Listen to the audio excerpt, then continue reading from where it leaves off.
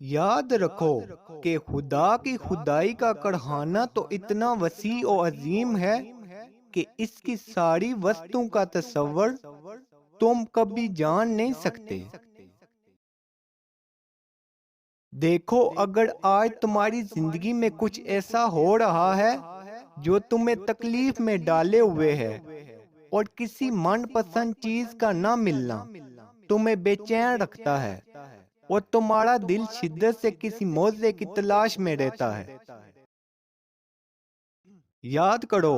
وہ وقت جب ایک مدت تک نبی کریم صلی اللہ علیہ وسلم پر وحی کا نزول بند رہا تو لوگ انہیں طعن و تشنیع کا نشانہ بناتے تھے۔ تمہارا محبت کرنے والا اللہ تو تمہیں بھول گیا ہے۔ اس وقت آپ صلی اللہ علیہ وسلم پر اس قدر شدید غم کی کیفیت طاری تھی کہ بعض اوقات تو آپ صلی اللہ علیہ وسلم پہاڑوں کی چوٹیوں پر چڑھ کر شدید غم سے اللہ کو پکارتے تو جانتے ہو کہ اسی وقت جبریل علیہ السلام نمودار ہو کر آپ کو تسلی دیتے۔ ان آنے والے بہترین دنوں کو تو آپ صلی اللہ علیہ وسلم کے دل کو سکون سا آ جاتا اور اضطراب کی کیفیت بھی ختم ہو جاتی تھی۔ تو اگر آج تمہاری زندگی کسی وجہ سے جبر زدہ ہو گئی ہے تو جان رکھو کہ بہت جلد اللہ وہ باد نصیب بھی چلائے گا جو تمہارے دل کو ہمیشہ کے لیے سکون سے بھر دے گی۔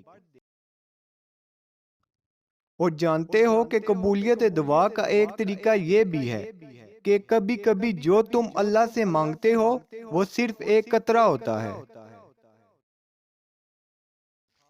یعنی ایک چھوٹی سی چیز جسے تم مانگتے ہو، جب کچھ وقت میں ہی اللہ تعالیٰ تمہارے نصیب میں کوئی خاص چیز، کوئی بڑی حاجت تمہارا مقدر کرنے والا ہوتا ہے۔ اگر تم یہ چاہتے ہو کہ اللہ تعالیٰ تمہاری تہجد میں مانگی دعاؤں کو قبول کر لے تو اس سے پہلے ان دو چیزوں کو ضرور جان لو۔ یاد رکھو، اللہ نے تمہارے بارے میں جو مشرق فرمائی ہے وہ دراصل یہ ہے کہ تمہیں انتخاب اور اختیار کی آزادی بخشی جائے اور اپنی پسند کے مطابق راہ پر چلتے رہنے کی قدرت دی جائے، تاکہ جو دو رستے تمہارے سامنے خیر و شر کے ہیں، جن راہ کو بھی تم اپنے لیے پسند کرو اس پر چل سکو، تاکہ ہر ایک جو کچھ پائے اپنی کوشش کے نتیجے میں ہی پائے۔ اللہ تعالیٰ خود فرماتا ہے کہ اللہ سے بڑا تمہارا کوئی خیر خواہ نہیں، وہ تو تمہاری بھلائی چاہتا ہے، اور یہ اس کی ہی مہربانی ہے کہ وہ تم کو ایسے کاموں سے منع کر رہا ہے جس میں تمہاری بربادی ہے۔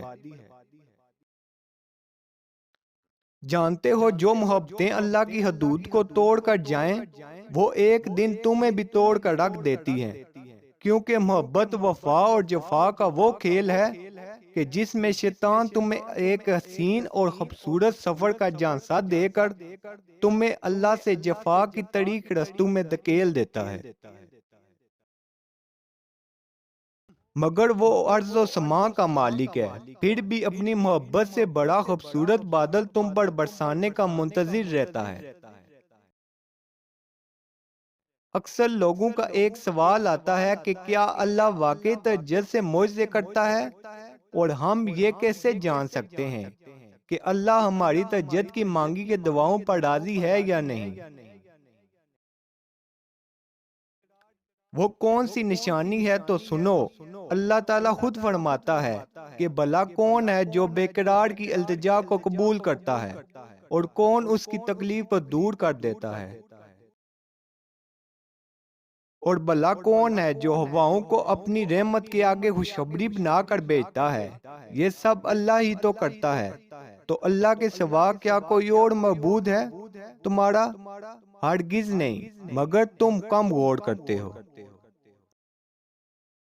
جانتے ہو کہ جب اللہ تمہاری تہجد میں مانگی کی دعاؤں پر راضی ہونے لگتا ہے